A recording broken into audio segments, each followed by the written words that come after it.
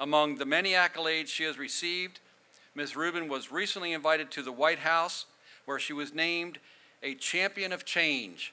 This award is presented to Americans who are doing extraordinary things in their communities to out-innovate, out-educate, and out-build the rest of the world. Rebecca received a bachelor's degree from Harvard College and a master's degree in international security from Columbia University School of International Public Affairs.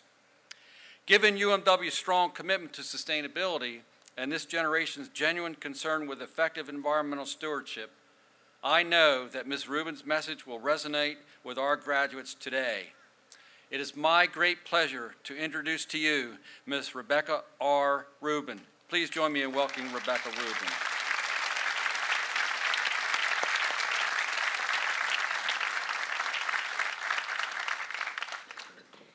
Class of 2014. That has a nice ring to it, doesn't it? You want to hear it again? Class of 2014. Class of 2014.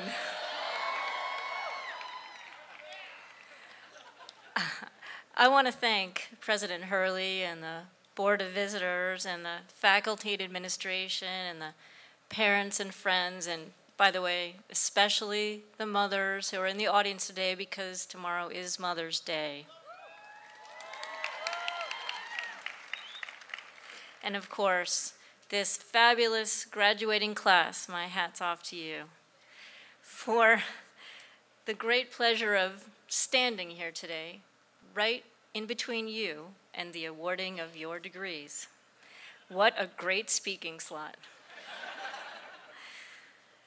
So those of you who know me also know that I have a particular concern for the fate of our planet from the standpoint of its environment and sustainability.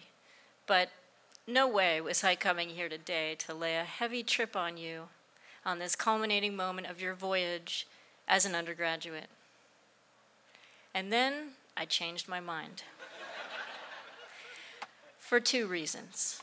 First, remembering my own graduation day brought back some really important memories, like who I had a crush on and what shoes I wore, but really no recollection whatsoever as to the graduation speaker or the message. So recently I looked it up, and I was mildly astonished to learn that it was an individual who would later become emblematic as the first president of a reunited Germany after the fall of the Berlin Wall, Richard von Weizsäcker.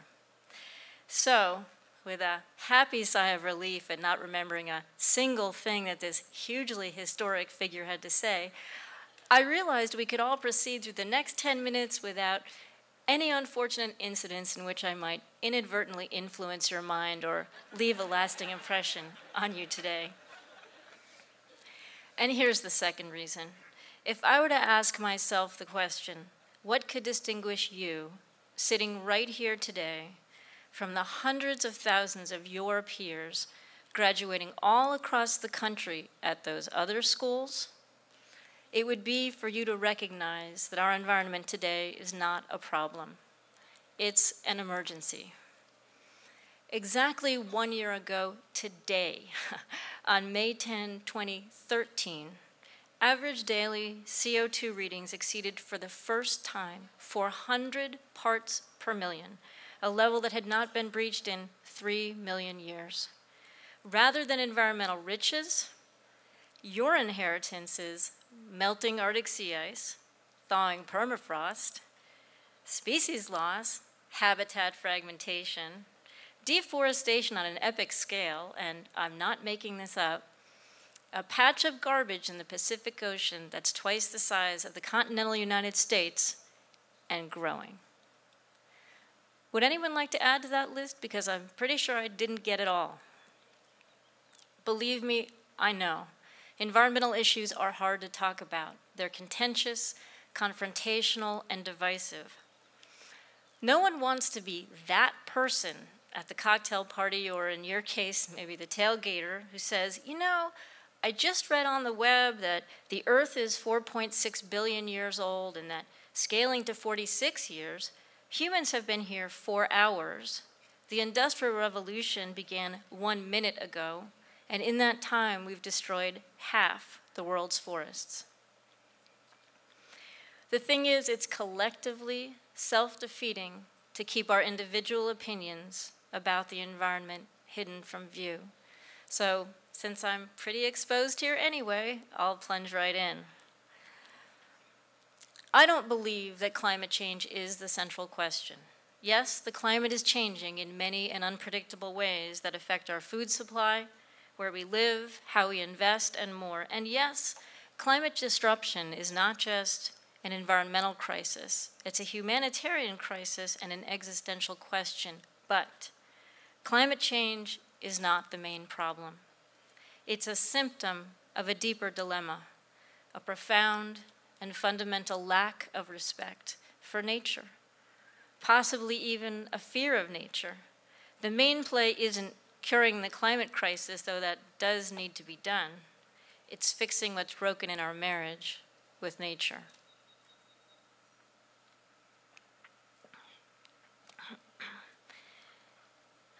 As a species, we've been manipulating nature for as long as we've been here.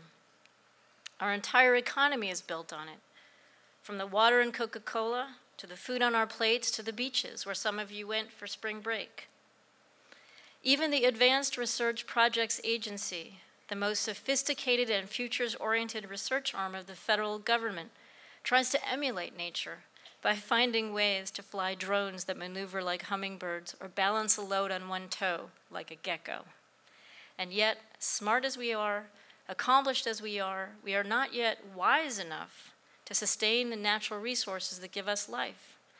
One possible explanation for this is that we all skipped 3rd grade, thereby missing out on the news that trees provide oxygen. Another is that nature has almost no price tag in our society, and for this reason is woefully undervalued and aggressively consumed. So, where do we look for solutions? For some reason at this juncture, I'm reminded of a pivotal moment in the movie, Touching the Void. That's right, you want to graduate and I want to talk about a movie. It's a docudrama narrated by 2 mountain climbers who decide to ascend a very high peak in the Peruvian Andes. The climbers are attached to each other by a rope. They do ascend the 21,000-foot peak, but on the way back down, one climber slips, breaking his leg. The second climber uses the rope to lower the injured climber down the mountainside for a while, but then accidentally conveys him over a cliff, positioning him right over a deep crevasse or void. The injured climber has no way to signal that he has survived and is still dangling at the end of the rope. Meanwhile, the second climber, the one securing the rope, is waiting at his own peril, slowly being pulled toward the edge of the cliff in the pouring snow and freezing temperatures. After calling out repeatedly to the injured climber and hearing no response, he cuts the rope connecting them. Let me now completely ruin the ending of this movie for you. After the rope is cut, the injured climber plunges 150 feet down into the crevasse, landing on a shelf partway down and somehow surviving the fall. Still not submitting, he then makes an unsuccessful attempt to climb up out of this void despite being worn out, freaked out, and very, very cold. It's decision time in the void. Should he try again to climb up or go the other way, down into the darkness of the crevasse? And in that moment, the climber in the void makes an almost impossible decision that he has nowhere to go but down. He knows that down is risky. There may be no way out of the void, and yet, through this deliberate but unconventional strategy, he lowers himself another 80 feet down, where he spots an escape hatch illuminated by a patch of sunlight. He's able to crawl out, rejoin the daylight, and struggle back to camp. I feel that we're at a similar crossroads or decision point in our relationship to nature. We have in some sense cut the rope that connects us, and we have jeopardized our way home. We have a fierce dependence on nature and an equally intense reliance on certain economic forces that crush it and imperil us. We can't have it both ways. It's decision time in the void. And whether we humans are here to tell our story later will depend on the decisions we make, or more precisely, you make, now, to resolve our place in nature in a way that halts and reverses her destruction. In your path forward, certain things are operating in your favor. In fact, you need look no further than that bastion of tree-hugging sentimentalists, otherwise known as corporate America, for some answers. Concerned about their dependence on a diminished, fragile, and uncertain natural resource base, companies are now doing the unforeseen. They're showing eco-imagination. Their business processes are becoming less resource-dependent. And some companies are even pricing out and paying for the services that nature delivers. Quoting from a recent article, at Adidas and Nike, innovators asked whether it would be possible to dye clothes without using water. The investor network on climate risk now includes institutional investors with a piggy bank of more than $11 trillion. 750 major corporations, including Gap, IKEA, General Motors, and Timberland, have now signed the Ceres Climate Declaration. And just 2 weeks ago, J.P. Morgan Chase and the Nature Conservancy launched an initiative whose initial aim is $1 billion of investment in nature. Corporate action is necessary, but not sufficient.